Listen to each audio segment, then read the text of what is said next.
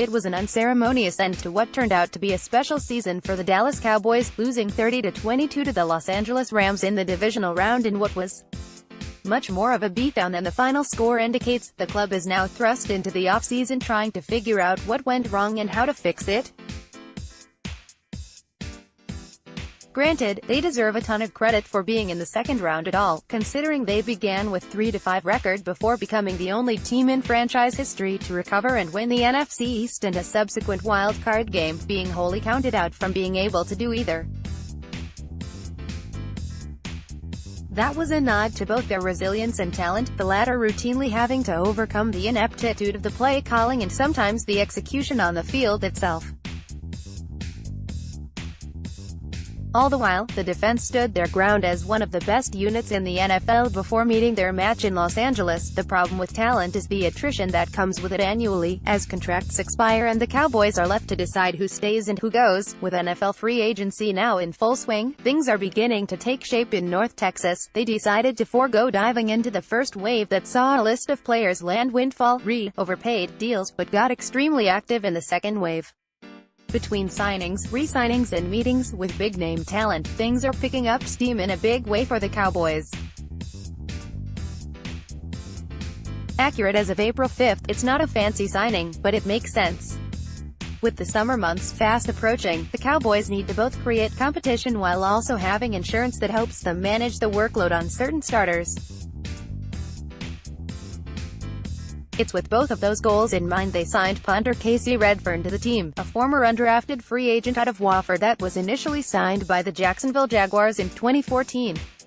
The 27-year-old would land on the Jaguars' practice squad before being released and spending time on the practice squads of 4 other NFL teams before again becoming available after being named starter for the Detroit Lions in 2017, but tearing both his MCL and ACL as well as suffering a partially torn patellar tendon in the season opener. Having not played since, he'll now get another shot at making a name for himself in the NFL, and don't rule out an all-out competition with team favorite Chris Jones, especially considering the 29-year-old Jones has shown signs of regression recently. Anyone thinking Jones is safe simply because he's the longtime incumbent should take one look at Dan Bailey in a Vikings uniform. The meeting with All-Pro safety Eric Berry proved fruitless, and the Cowboys were not twiddling their thumbs, not that they were fully sold on Berry's health in the first place. The club went on to meet with George Iloka just 3 days later, as they continued their efforts to upgrade the safety position. Based on the meetings with Jethers, Berry and now Iloka, it was clear the Cowboys are no longer eyeing a move of Xavier Woods, but instead a replacement for Jeff Heath in the strong role. Iloka immediately resolves that issue, and in a big way, without the need to give up draft assets or a mega contract in the process. It's a ready-made fix for the Cowboys, and he's also a former Boise State player, the school the Cowboys have recently found over the past few years, along with being a native of Texas. His 6 feet 4 inches, 226 lb frame and proven NFL track record were things Chris Richard couldn't pass up on, and he's now locked into a 1-year deal. It's not for lack of production that Quinn was on the trade block, but instead due to the financial state of the Dolphins. The Pro Bowl pass rusher was set to hit the salary cap in Miami for a hefty $12.93 million in 2019, and the team would land 100% of that as savings if they trade or release him. They'd obviously prefer the former, seeing as it'd land them assets in return. Cowboys team in dire need of shoring up a defensive line that was dominant in 2018 but already looks like a shell of its roster self in March. Looking into the situation on Quinn made perfect sense. A former first-round pick 14th overall, at the Los Angeles Rams, Quinn played 7 seasons with the organization before heading to the Dolphins in March 2018 via trade. It was a cap move for the Rams at the time, with Quinn being on the back end of a 6-year deal signed in 2014. He's had his bumps and bruises over the course of his time in the NFL, but has been mostly durable, having been available for fewer than 15 games only twice in his 8-year career. for a more recent scope on his availability, it's key to note he's played in 31 of the Dolphins' last 32 games, a stellar statistic for one of the most bruising positions in the game. Add this to his production and landing him for a 2026 round pick while also reworking the final year on his contract is a steal for the Cowboys, who were hell-bent on teaming him with DeMarcus Lawrence. Cobb agreed to terms with the Cowboys on a one-year, $5 million contract just one day after visiting with the team. He'll be looked upon as an immediate replacement for Cole Beasley, who now plays for the Buffalo Bills, and he's more than capable. Cobb is a former second-round pick of the familiar Green Bay Packers who went on to land Pro Bowl honors in 2014. He played 8 seasons in Wisconsin and finished his final contract in 2018, hitting the free agency market as the Packers opted to not re-sign him. Cobb would not only bring his veteran presence to the Cowboys but also an ability to flex from the slot to the outside, giving offensive coordinator Kellen Moore the ability to be more creative with his WR usage. He'll have to work to prove he's still an impactful target though, coming off of his worst season of production as a pro. That said, there can be no debate about his ability when healthy. One thing is already guaranteed, and that's the shakeup within the WR depth chart. It was a rough year for Austin, but he'll get a mulligan. The veteran wide receiver was set to hit NFL free agency this March, but he'll instead return to the Dallas Cowboys, officially signing a one-year deal worth $1 million with $500,000 guaranteed. The cap number on his deal maxes out at $1.328 million due to the inclusion of $750,000 in active game day bonuses and another $250,000 if the Cowboys make the playoffs. The base salary is not far above the veteran minimum for his tenure, listed at $805,000, and the guaranteed money is very team-friendly. Depending upon how things shake out in 2019, particularly with the signing of Randall Cobb to replace Cole Beasley in the NFL draft coming up, wherein the Cowboys will likely select a long-term solution for both that role and as a returner, the jury is out on if Austin survives the final cutdowns. He's a team favorite and very well may stick around, but should the team opt to move on, the dead money hit is only $500,000. There's a reason the casual fan has no clue who Ladouceur is. It's because you never hear his name, and that's how it should be when you're a long snapper. The moment you become aware of what he's doing on the field is the moment he's not doing his job, which is to make perfect snaps each and every time, without fail. It's easily the most thankless job in the sport of football, but it's ironically one of the most important as well. The 37-year-old Canadian has literally had a perfect career at the professional level, having not once registered a bad snap in his illustrious 14-year career. Most won't understand what it takes to achieve such a feat, but the Pro Bowl long snapper knows all too well. He's so good at what he does, NFL officials had to create a penalty to call against him last season, i.e., the infamous snap infraction. Ladouceur agreed to re-sign with the Cowboys on a one-year, $1.1 million deal in 2018, and has re-upped on a one-year, $1.03 million for this coming season. It's not unusual for the Cowboys to carry 2 long snappers during the summer months. This helps alleviate the workload on Ladouceur while giving them a chance to see if the new guy can be a potential successor. With those two thoughts in mind, they've signed Drew Scott to the roster in March. Scott spent time with the Oakland Raiders in 2018 but wasn't able to dig his heels in with John Gruden and co., but the Cowboys don't mind having him around for insurance and workload management. He spent 3 seasons with Kansas State before making his way to the NFL, and although he will in no way, shape or form be up to the challenge of threatening Ladouceur, he will have a chance at possibly raising someone's eyebrow. Covington is an underrated signing that could pay off in a big way. The 26-year-old lands in North Texas by way of the Houston Texans, where he played after being dual-drafted in the 6th round of the NFL draft and in the 5th round of the CFL draft the same year, 2015. It's not difficult to surmise why both leagues wanted him, considering the 6'3", 300 lb. Interior specialist was named All-Conference USA as a sophomore at Rice University, and drew comparisons to Pro Bowl talents Michael Bennett and Lorenzo Alexander in pre-draft workouts. Covington, not to be confused with linebacker Chris Covington, who is also on the Cowboys roster, is a big body that can stop the run with ease but also disrupt in the opposing backfield.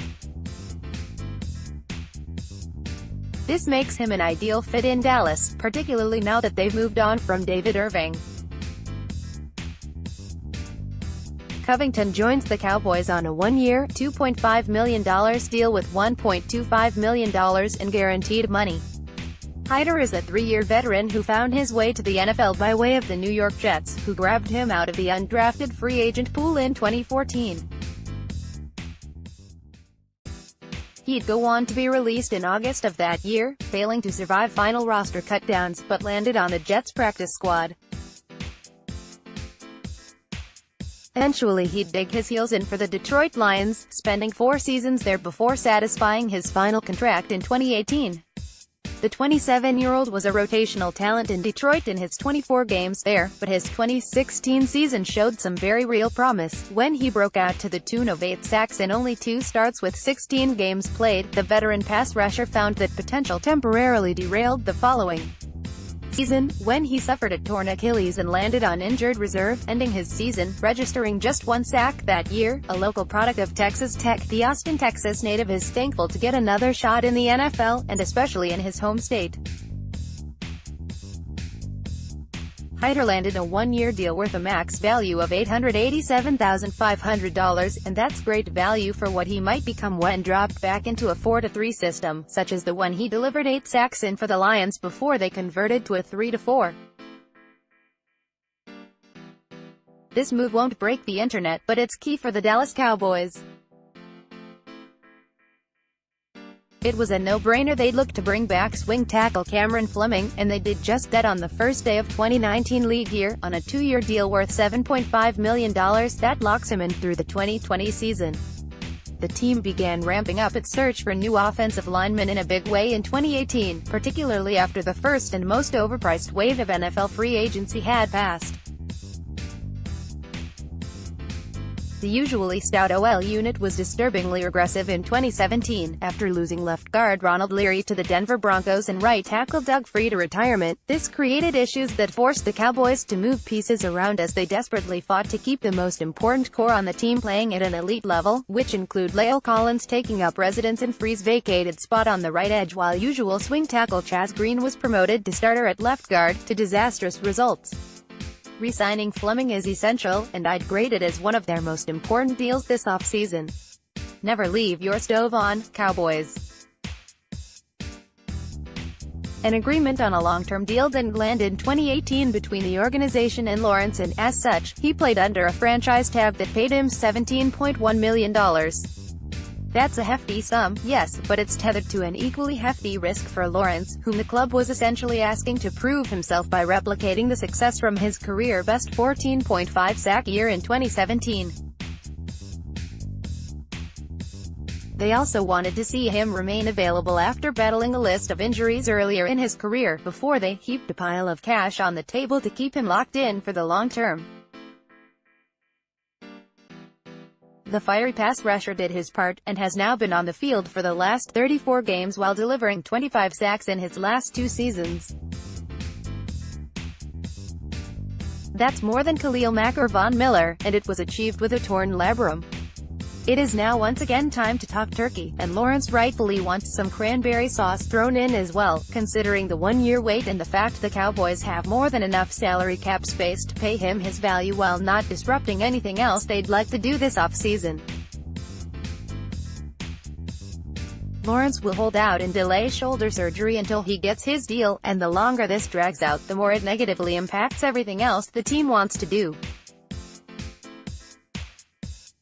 The club opted to sign the March Lillard out of free agency in 2017 as insurance at the linebacker position.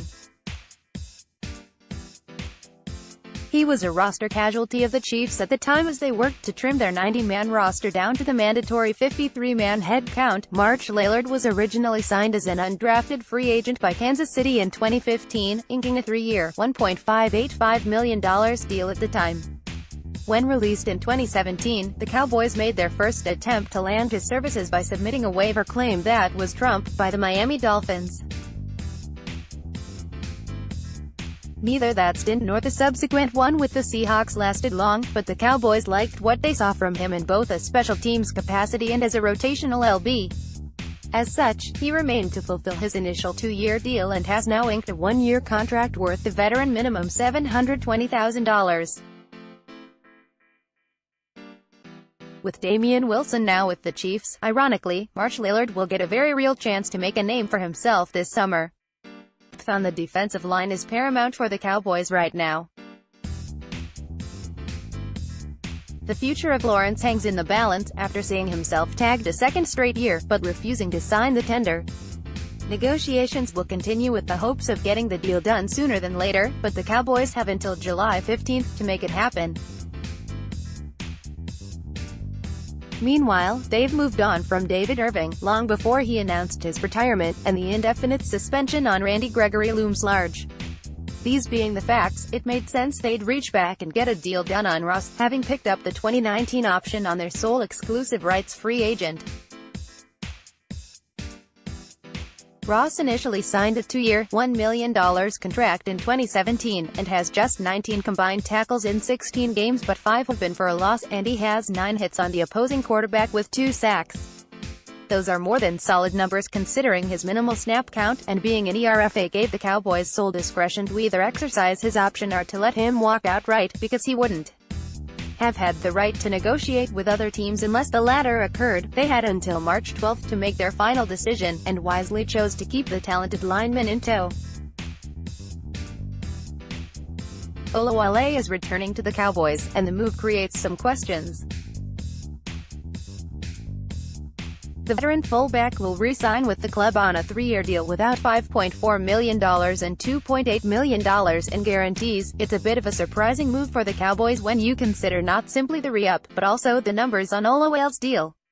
Not only is it for more than 1 year, but it also carries 51% in guaranteed funds. The question now becomes, will they scheme him into a bigger role on the offense? They'll now have to, because he's not being paid as a special teamer, part-time blocker for Ezekiel Elliott anymore. Scheme issues combined with lack of execution on his part to make for a rough first NFL year in North Texas, and one most remembered by the dropped touchdown against the Indianapolis Colts that could have swung momentum. With longtime offensive coordinator Scott Linehan now out of the picture, the new contract is a strong hint at what Kellen Moore wants to use him going forward.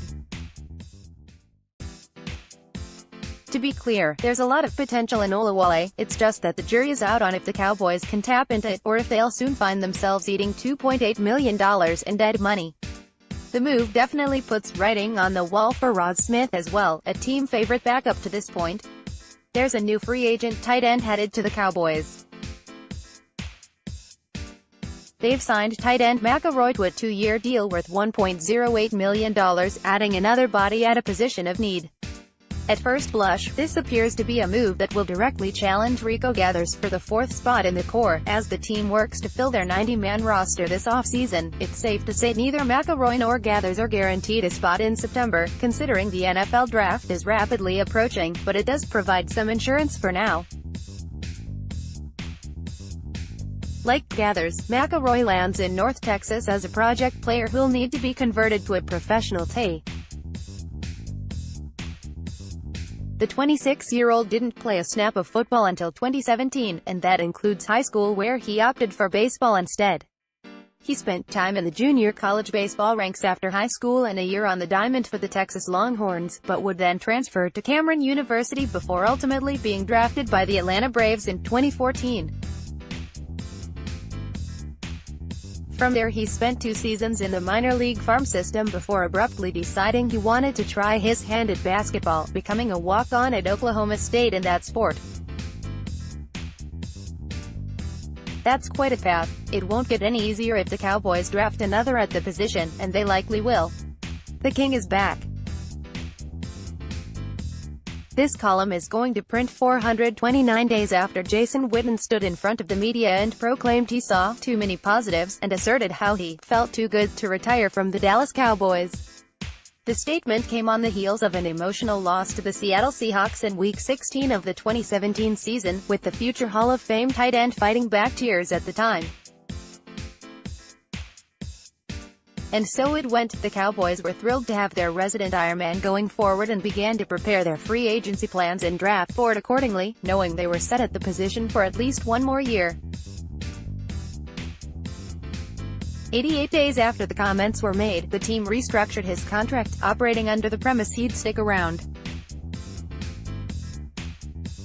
25 days after the restructuring, Witten doubled down on his commitment, and further noted he'd like to play until he's 40 and that his plan was to, absolutely, be on the field.